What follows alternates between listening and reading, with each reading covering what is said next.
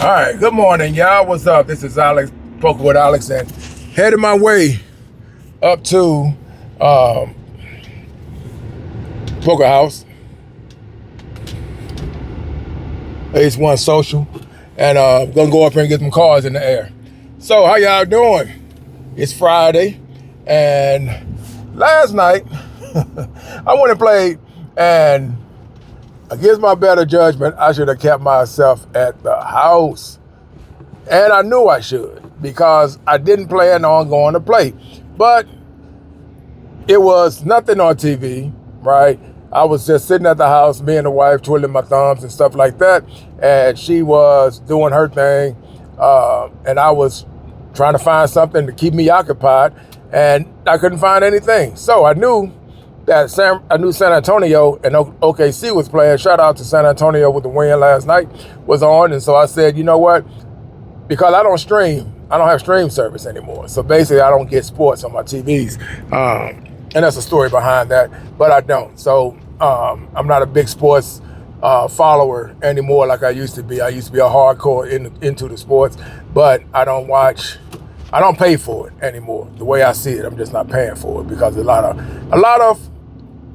of stuff that happens that make you say, scratch your head. And I'm like, what am I paying this for when I'm feeling that the game isn't being played on a straight up level as it should be? So I just leave it at that.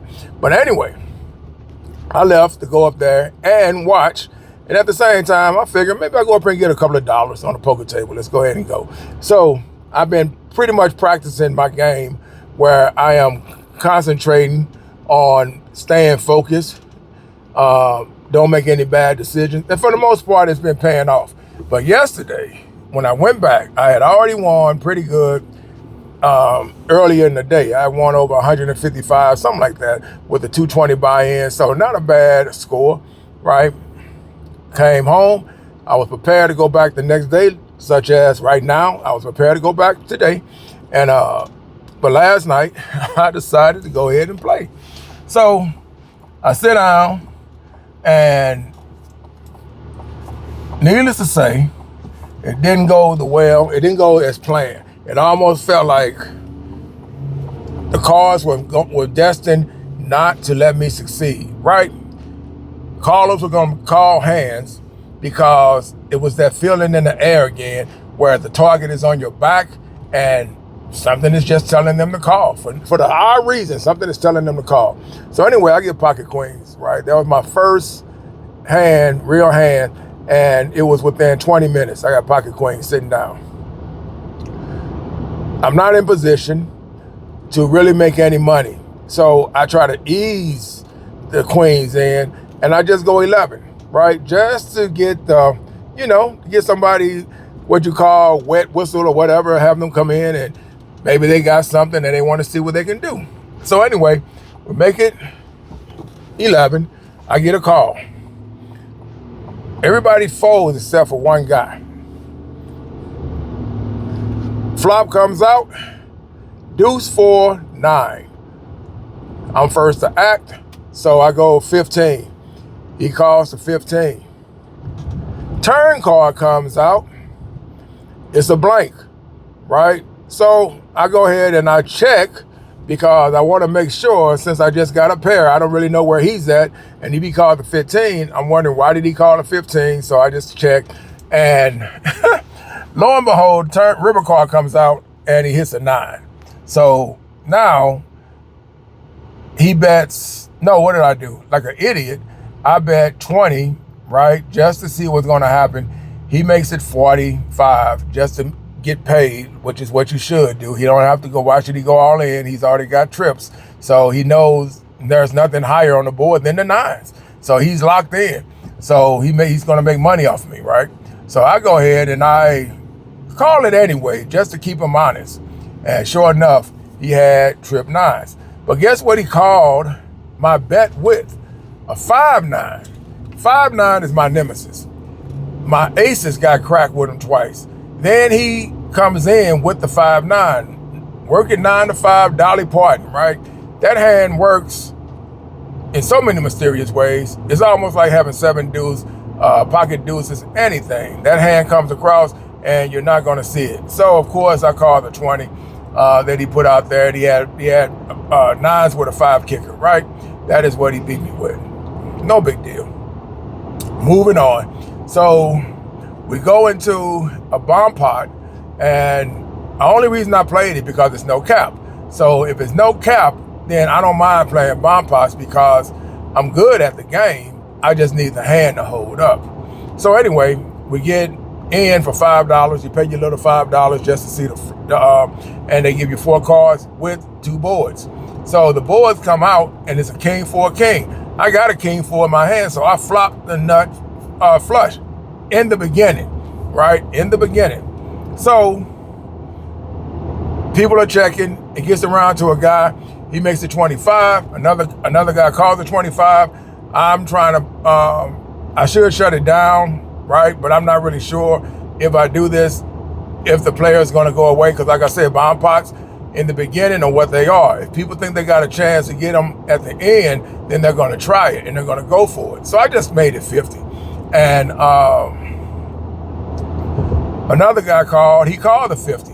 So it's 25, 25, 50, 50 call. And then I'm looking to see what's going on. Me and the guy looking at each other that called the 50. When I made it 50, we both looking at each other, and we both looking at each other with that inquisitive look in our eyes, like, what do you have? And we're like, what do you have? And next thing I know, I'm saying, well, you know, we finna go into the turn. And he is saying, I need a card. And I said, well, I'm already there. You know, we all talking and stuff like that. I said, well, I'm there. I'm made so far. And he said, oh, okay, I need a 7.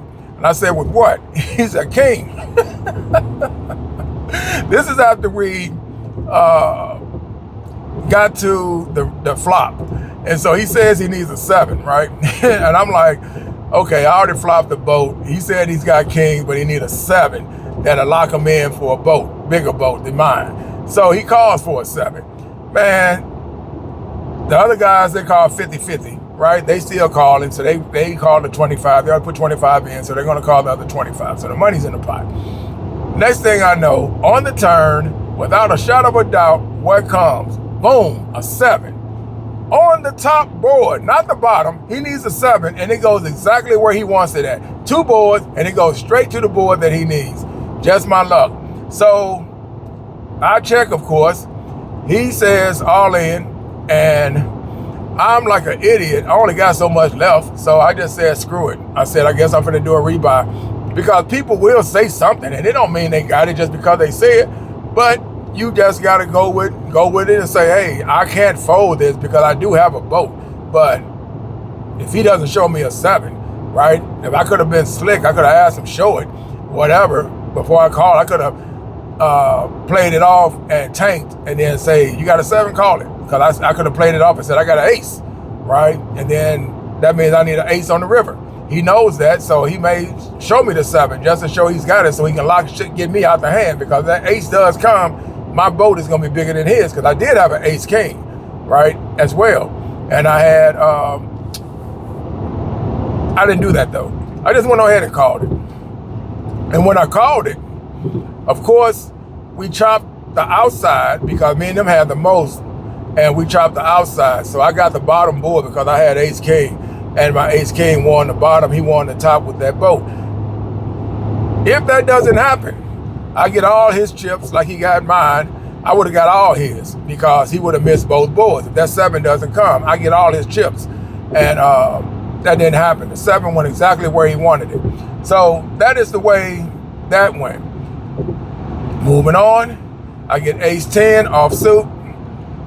I'm not on tilt, but I'm not passing up hands, right? I'm not folding because now I'm on the fence where I'm trying to get something to happen to turn around and go my way. So of course, somebody raised 15 and I animated it like I'm thinking about jamming, right? I grabbed my stack that I got left and I'm thinking about putting it all in. It's 100 and something I got left and I'm thinking about shoving. So he sees me make the move and he said, oh, you thought about jamming?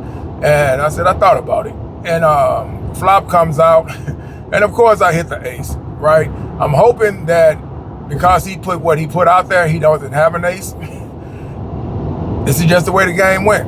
And I go ahead and I shove the rest of my chips in. He calls it. He's thinking about it first. He does think about it. And he said, well, you thought about jamming.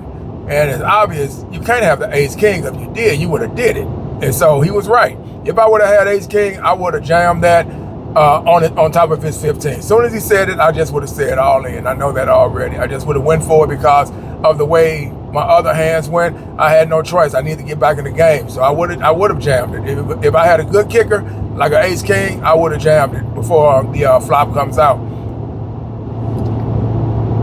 He calls it, and he has ace queen over ace 10. So after that, I just went ahead and shut it down. I said, okay, I'm not even rebuying them out because I was bored at the house, and that's the only reason I went and played. If I wasn't bored, I would have just sat my butt at home. I would have continued doing what I was doing. I could have found something to do. I was already laying down. I was laying down, but like I said, I couldn't find nothing on TV. So I was like, there's nothing here. And so I just decided to get up, told the wife, I said, I'll be back. I'm going to go over for a few hours, see if I can make something happen. And she was saying, I thought you said you never go back a second time. And I said, well, I'm going, but I think I got control of what I'm going to do. I'm not going to go wild on the table. I'm not going to play I'm not going to play force. I'm not going to play with force, right? I'm just going to play the game. And I really didn't do that. I actually let the game come to me. I thought I did everything right that I'm supposed to do. It's just that whenever the other opponent wanted, everybody got what they needed. Everybody got what they needed. Instead of, we both got aces, right? Like the last hand. Both of us got aces. So what did we do? We took away the outs.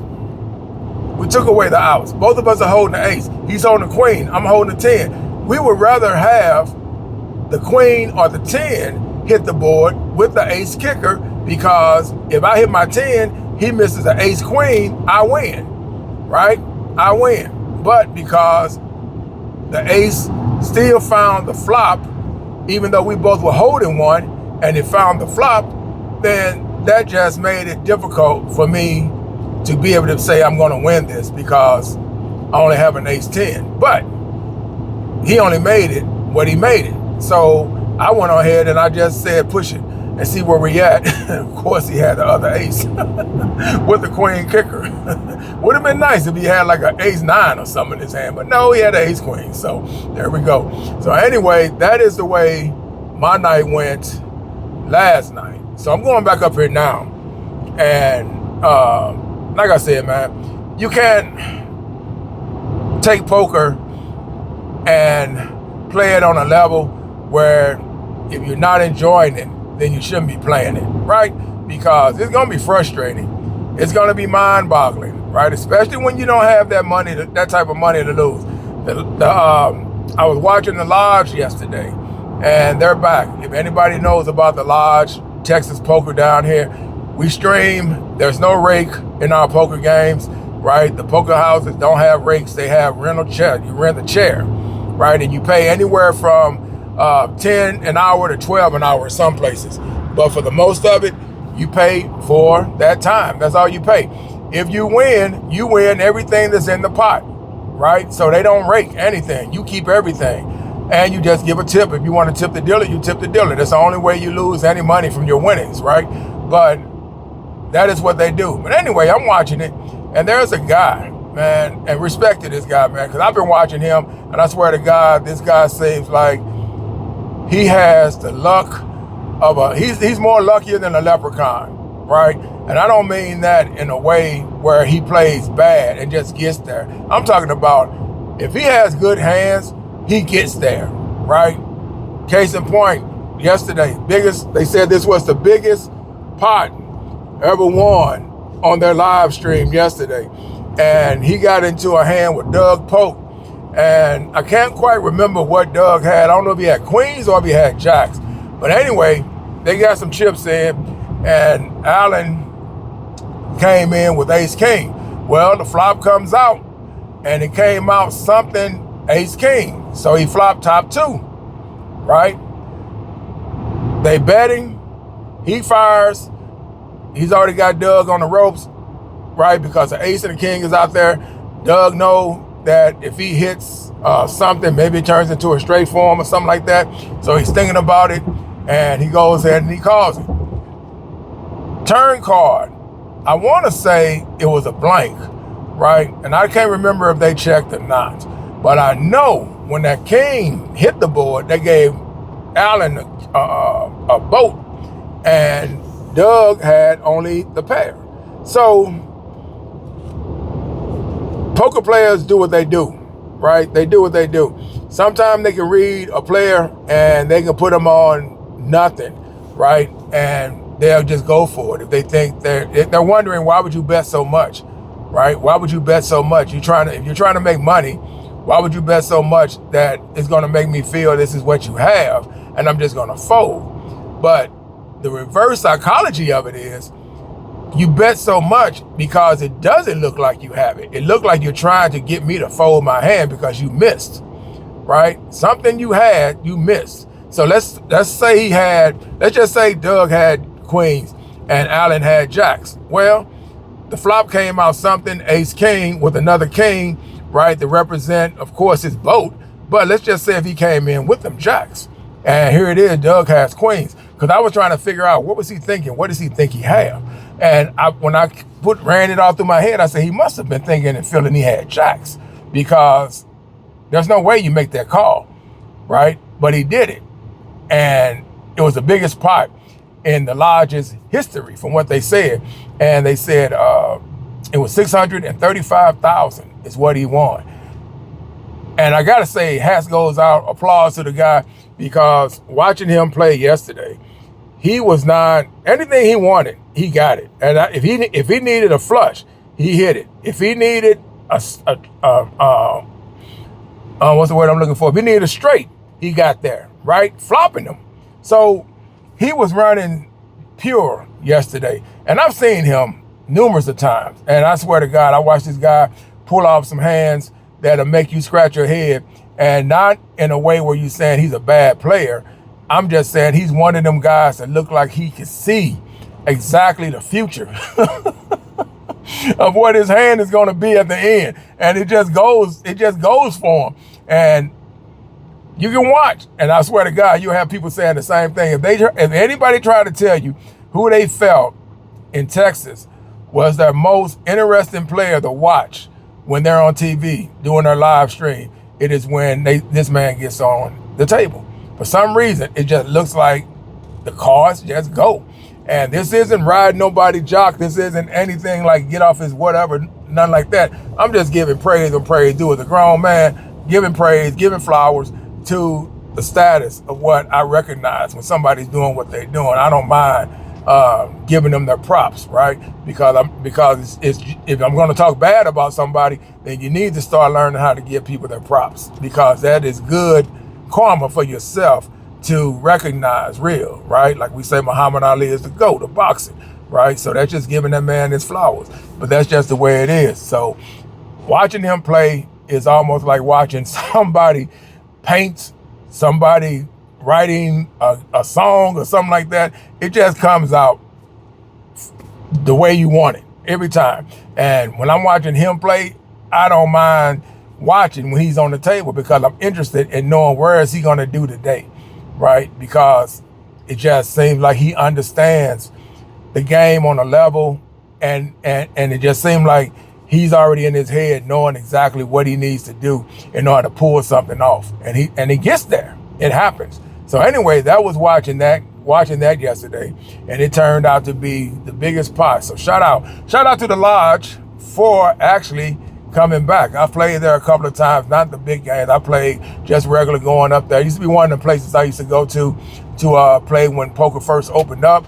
And when I traveled, I would go to the lodge, and then I would go to their other place they had, which was Rounders. They bought that place, I believe, and we used to go in there. Delicious food too, man. Me and the wife would go in there, and it was almost like a getaway for us. We never looked at poker on a serious level where we're just going there like we're trying to go. We're going there to win, but we knew that we were already behind as far as what you think you're doing, because we're going up there to stay. So we're not going to ride up there and then come back. When we go, it was mainly We're getting a hotel. We're going to be eating. We're going to be taking in some sights or whatever while we're there, and we're going to play poker. Poker one day, and then the next day we'll probably stay up there for a little while, and we'll just do whatever.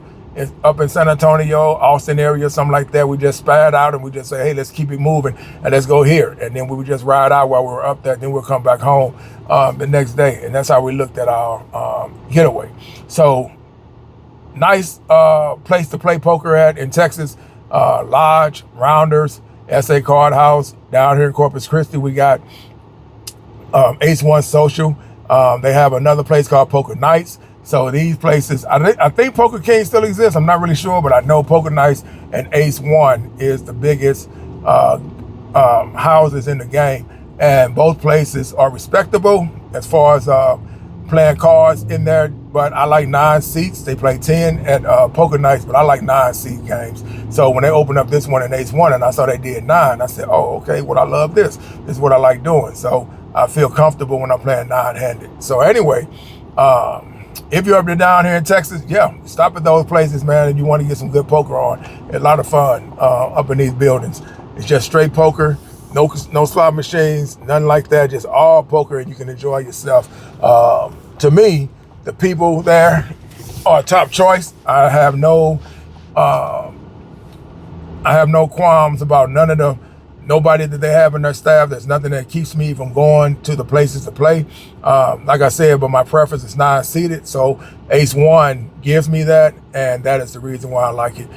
So I go there so I can play 9-handed. I don't like 10-handed. So with that said, I'm out. Y'all be good. And like I said, man, people that's liking and subscribing to the channel, appreciate it. And if you got comments you want to leave, feel free. No big deal. And if you got something in the negative, I hope we just keep it professional. That's professionalism and negativity as well. If you got something that's negative, that's positive. You get what I'm saying? So with that said, I'm here now and about to go in here and wait for some other players to show up and then get these cards up in the air. With that said, I'm out, y'all. Y'all be cool. Peace.